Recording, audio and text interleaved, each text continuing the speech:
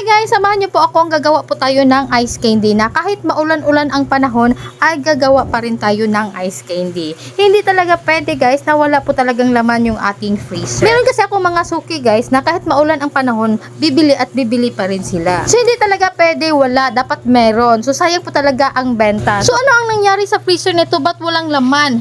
Hay nako guys, pinakyaw pa naman ang aking pinakamlakas na suki guys. Kaya ayon, naubos na kaagad yung aking ice candy. No worries lang naman yan guys, kasi madali lang naman tayo makapagtimpla ng ice candy. So hindi na po nating lulutuin yung ating ice candy mixture. So easy to mix ka na lang. Sa loob ng 5 minuto guys ay makakagawa ka na ng ice candy mixture. So bukas pa sana ako gagawa ng ice candy guys. Kaso naabutan na talaga ako ng pagkaubos. So tamang tama po talaga guys ay meron po akong langka dito sa aking ref. Binili ko to kahapon guys dahil ipanghimaga sana namin ng anak ko. Kaso nakalimutan ko. So eto na ang itsura niya guys. Medyo nangingitim na siya konti. Pero okay pa naman to pang sahog ng ice candy guys. So isasahog ko na lang siya sa ice candy para paiba naman.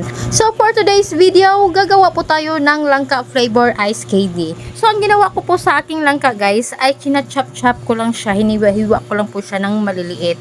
Pero kung meron po kayong grinder ay okay naman. So mas mapabilis po talaga yung trabaho pag meron po kayo ng ganyan. So eto na guys, ang kabuuhang langka na binili ko kahapon guys sa halagang 50 pesos. So naglagay lang po ako dito guys ng isang latang kondensada na ang sukat nito ay 1 kilogram. At pagkatapos ay naglagay din po ako ng 2 latang evaporated milk na ang sukat nito ay 360 ml. Yan lang naman ang nagpapayami at nagpapakreamy ng ating ice candy. At para magiging perfect na po talaga yung ating pag-ice candy, so maglagay po tayo ng pampatamis. So maglagay po tayo ng 1 kilong white sugar. Ito lang naman po ang nagpapatamis at nagpapasarap ng ating ice candy. At pagkatapos pong maihalo natin ang ibang ingredients, so halukayin muna natin siya bago po natin ilipat sa ibang lalagyan. So dito po tayo mag-a-add ng water. So eto na guys, ang sinasabi ko sa inyo na hindi po niluluto ang aking ice candy mixture. So tubig lang po ay sapat na. So naglagay lang po ako dito guys ng 2 pitchel na ang laman po sa isang pitchel ay tig 2 liters po. So bali 4 liters po talaga ang nailagay kong tubig sa aking ice candy mixture. So dinahan-dahan ko lang po talaga ang paglagay ng tubig guys para maihalo ko talaga ng maigi yung aking ice candy at para ma-dissolve po talaga yung asukal na nailagay ko po sa aking ice candy mixture. Sa panghuling party guys ay huwag nyo pong kalimutan na maglagay po tayo ng kaunting asin na pampambalanse lang po sa tamis ng ating ice candy guys. Para naman sa ganun ay hindi po talaga madaling maumay yung ating mga suki. So eto na, itatakal na po natin yung ating ice candy. So meron naman po ako dito ng isang baso guys. Nasukatan lang naman po kung gaano po kahaba ang aking ice candy. Sa plastic naman po ay gumagamit lang naman po ako ng 1 1/2 by 10 ng ice candy wrapper. So tama lang po ito sa ating ice candy na gagawin.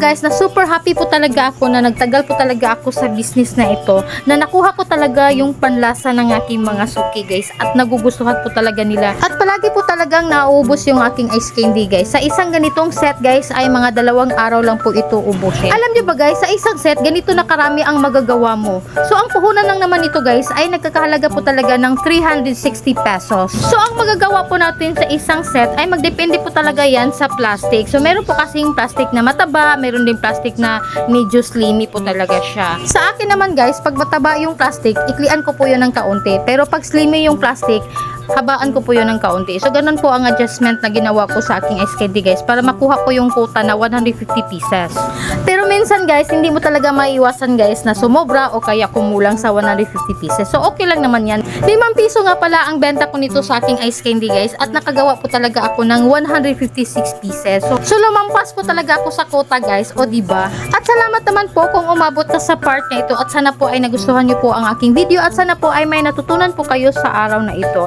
At kung ikaw ay bago ka pa lang sa aking channel, huwag niyo pong kalimutan na pindutin ang subscribe button and hit notification bell para lagi po kayong updated sa mga videos na aking i-upload. At kung ikaw ay may mga katanungan, huwag niyo pong kalimutan na mag-comment po kayo sa baba at para naman sa ganun ay masagot ko po yung mga tanong ninyo. That's it for today's video. Salamat po sa panonood. Hanggang sa muli. Bye-bye!